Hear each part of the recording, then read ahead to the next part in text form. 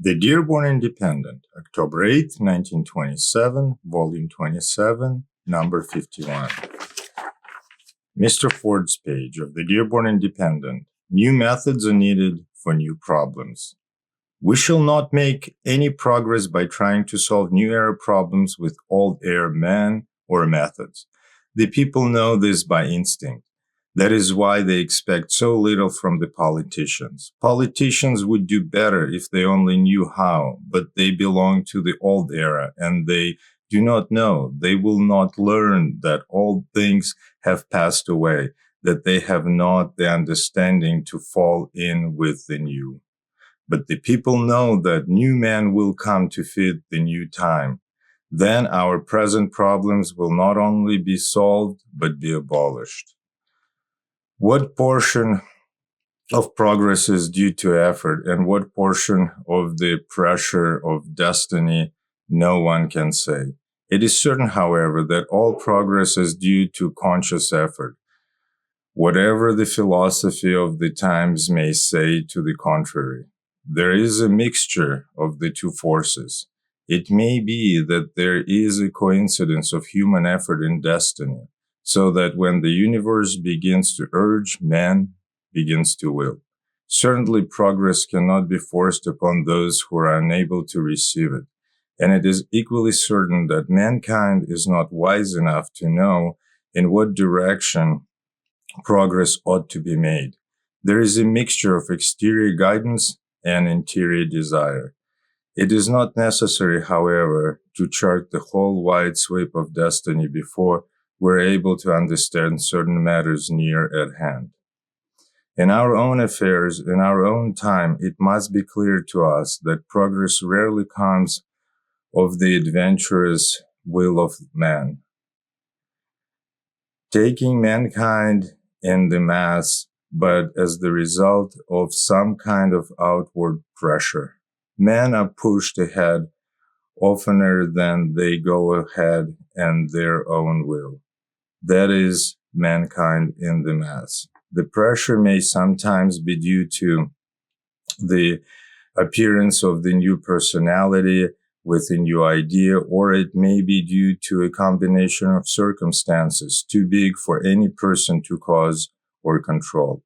An illustration of the first may be found in the inventor, who throws a new idea into the midst of society, forcing society to reorganize certain activities around that invention as a high point. That has happened several times in the lives of men still young. But the other pressure that generated by circumstances is the clearer illustration of the dependence of progress on outside influences. Take the political and economic conditions of the country. No one can say with any conviction in his voice or his heart that present conditions are perfect or even near perfect. No one can pretend to say with wisdom that there is nothing to be done but wait. But everyone knows in his mind and in his heart that is by both his thoughtful mind and his instinct that none of old remedies will work the cure. And everyone knows just as surely that the old remedies will be dropped only under compulsion. Well, there is an undoubtedly big compulsion, not the misdeemed compulsion or revolutionary violence, nor the impatient imbecility or illustrate usurpation, but the compulsion of events. When old era men attempt to grapple with new era problems, something inevitably happens. Instead of the man solving the problems dissolve the man. It is probably necessary that this process should appear between the old era and new, because it has preparatory value.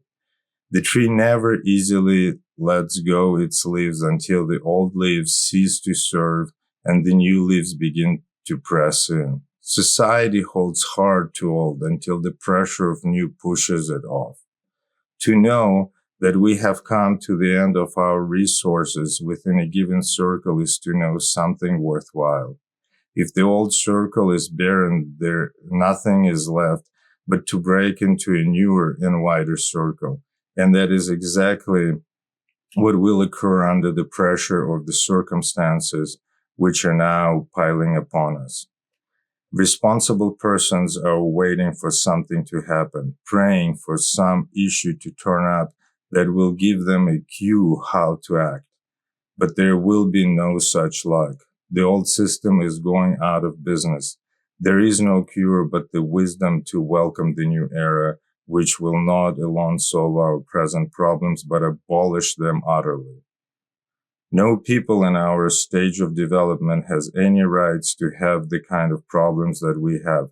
They don't belong to civilized mankind.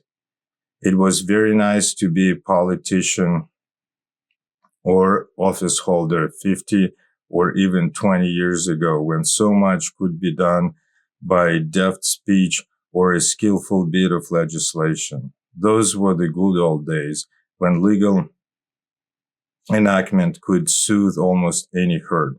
But that day is past. The political day is past. The day of speeches on the stump and bills in the legislature is past, because the circle in which these charms worked has fulfilled its destiny. A new and wider circle waits. The tragedy of present-day politics is that with the most desperate need of party salvation on all sides, the party men cannot see what they must do to be saved. And could they see it, they would not do it. The old era has them in too fast a grip, and all the powers that are to collapse with its passing. That is where the pressure of destiny will come in. The state of things will continue. There will be conferences on this and that, and arguments to this and that, and great trumpet announcements of this and that, but nothing will move. Circumstances, however, will steadily pass. Men and measures will give up and disappear, and then silently, out of the long preparation of obscurity, it will be done. The people who will do it are here.